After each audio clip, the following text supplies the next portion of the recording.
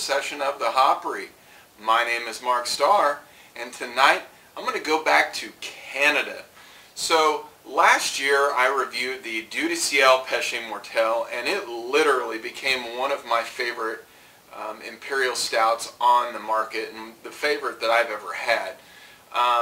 So I've been intrigued by the brewery ever since. They're out of Montreal, and I was given a bottle recently called Root d'Epices, which is basically a rye beer brewed with peppercorns. Now, I've not really had many beers that are brewed with peppercorns, if any, so it sounded really interesting to me, Aaron, and just wanted to go ahead and get it on the show, give it a spin, see what I think about it.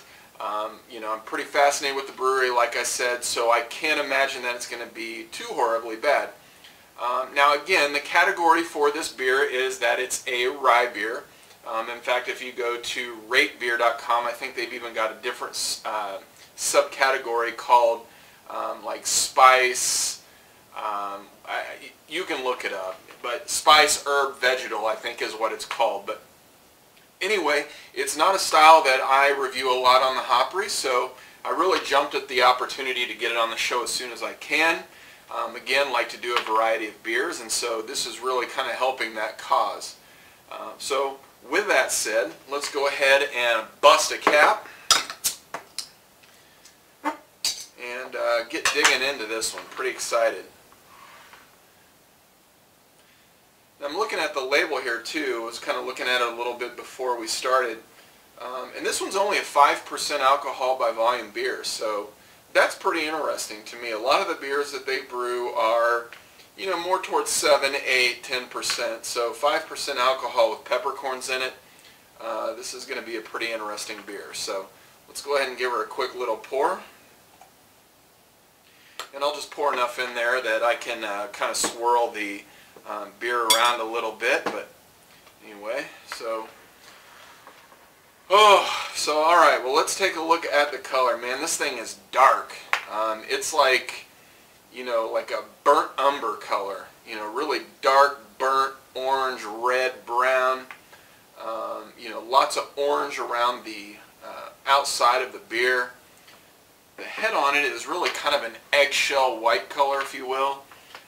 Slightly soapy, not a huge amount of head. It's a lighter beer though, so I can agitate it just a little bit here in the glass. That's why I use these tulips and why I don't pour them all the way to the top. You really can aerate a beer when you pour it in, just about 3/4 of the way. In fact, wine drinkers will tell you that you should never pour a beer up past where the glass starts to curve upward, and that's for a reason. That's so you can swirl the beer, you can get those aromas going. If there's any alcohol burn from a beer, you can kind of help aerate it and get a lot of that heat out there early on. But the reason I do it mainly is because I really want to get my nose in there and smell it. A lot of times you'll go to a brew pub or a bar, and really they're going to fill it all the way to the top, because of course you're paying $5, $6, $7, $8 for 12 ounces of beer, and they're not going to just portion it out to you. But if you ever do go to one of these places and you can buy a beer in a bottle, fill it up just a little bit of the way.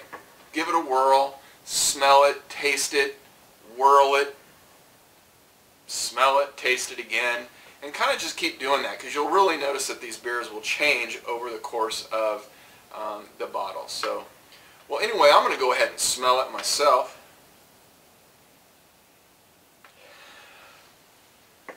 Very interesting nose on this one. I don't smell a whole lot of peppercorns, and to be honest with you, this smells almost identical, and oddly enough, it smells almost identical to the Rogue Hazelnut Nectar beer that I reviewed maybe about a month or so ago. I guess I do get a bit of peppercorn though. I guess it's just kind of a perplexing nose on this beer.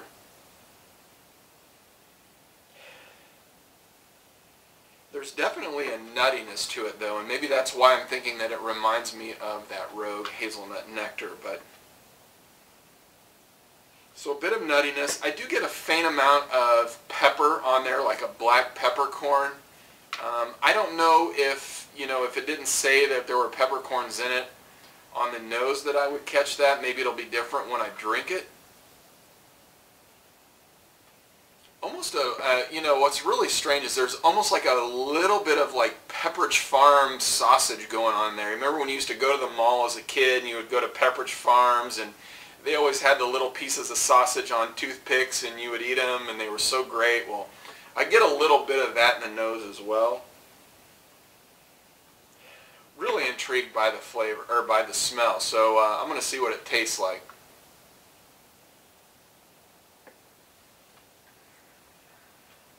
A lot of peppercorn in the taste. Really get that spiciness at the end. Oh, man, wow. Definitely peppery.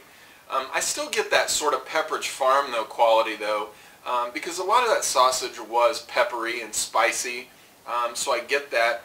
Not getting the nuttiness though. So the nose and the palate are really different on this one.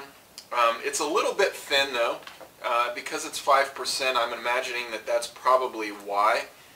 There is a little bit of bitterness, and that is clearly coming from the peppercorns that they've put in there.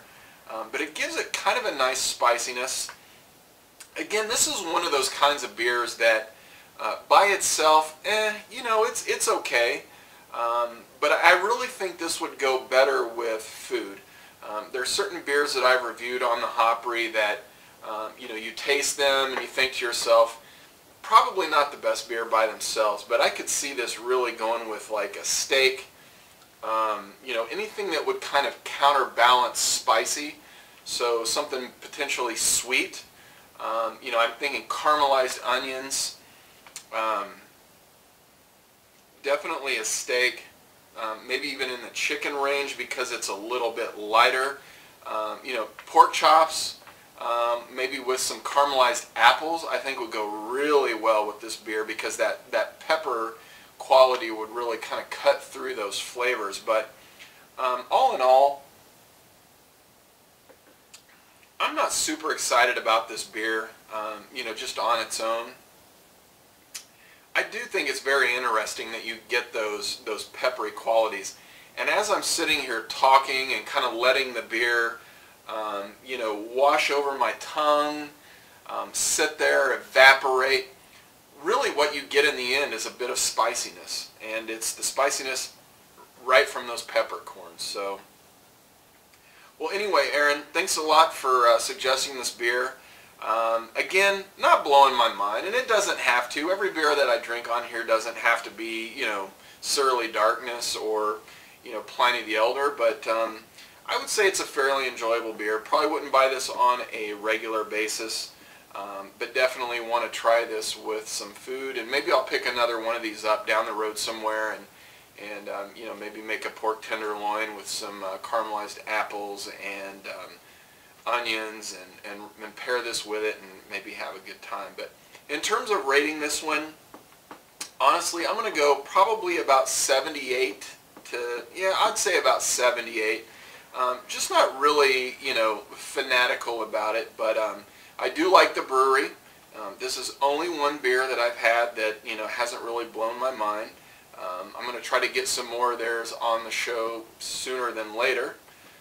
But anyway, I'm going to go ahead and sit here and finish the rest of this and maybe get online and do some chatting on Twitter, which if you go to twitter.com/thehopry, you can follow me. I'm also on Facebook now. So if you go to my website, you'll see the little icon over here for Facebook. Go ahead and click that and subscribe. So anyway, other than that, not much else. Well, we'll see you guys later. Bye.